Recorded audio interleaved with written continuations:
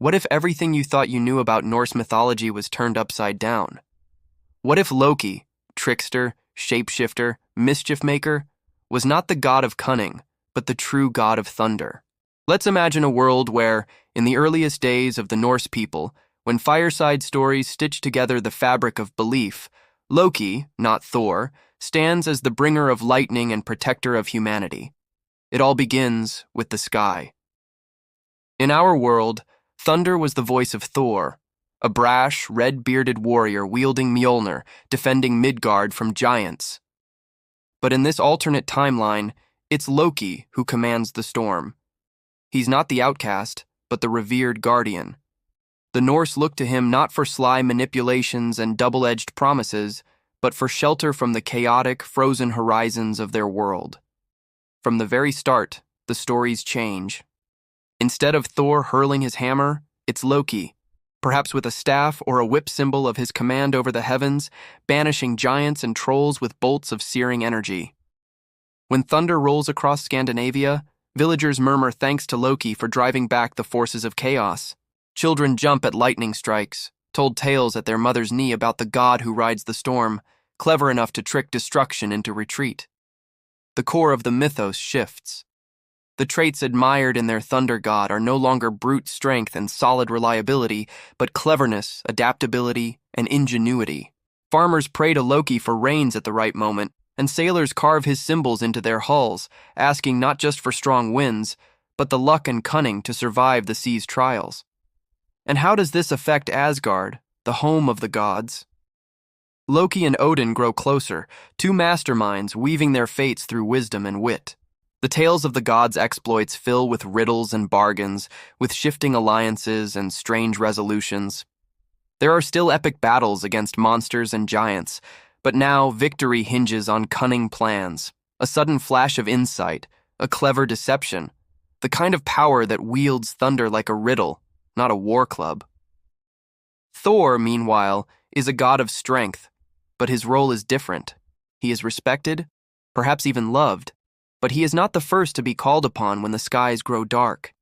He becomes the steadfast companion, the hero who follows Loki's lead, bringing courage and might to Loki's clever strategies. This reshaping of mythology pours into art, storytelling, and culture. Runestones across Scandinavia depict not a hammer, but a twisting bolt. Serpentine, flickering, clever, representing the duality of lightning. It can destroy, but it can also reveal. On shields and banners, the emblem of Loki is a striking zigzag, a reminder that the storm's heart belongs to a mind as quick and uncatchable as the lightning itself. The Vikings, inspired by Loki's example, see trickery not as dishonor, but as a heroic tool. In raids, in trade, in council, those who can outwit their enemies earn the highest praise. Warrior poets compose sagas where the gods' greatest victories are moments of dazzling strategy or ingenious peace, reshaping Norse attitudes toward honor and heroism. Over time, this has a profound effect on the worldview of the Norse people. In real history, fate, inescapable, heartless, hung over every story. But in this reality, fate is something to be bargained with, outwitted. Loki's thunder offers hope, storms end, and cleverness can shape fortune. Perhaps even Ragnarok, the doom of the gods, seems less inevitable, open instead to a twist or trick that might yet save the world. As Christianity spreads north, the transformation continues. Missionaries find not a fortress of old beliefs rooted in strength, but a lively culture that respects wit, negotiation, and adaptability. The process of conversion is different, less violent, more filled with cunning debates and reimagined miracles, syncretic tales in which the Christian God outsmarts chaos with a wink as much as a sword.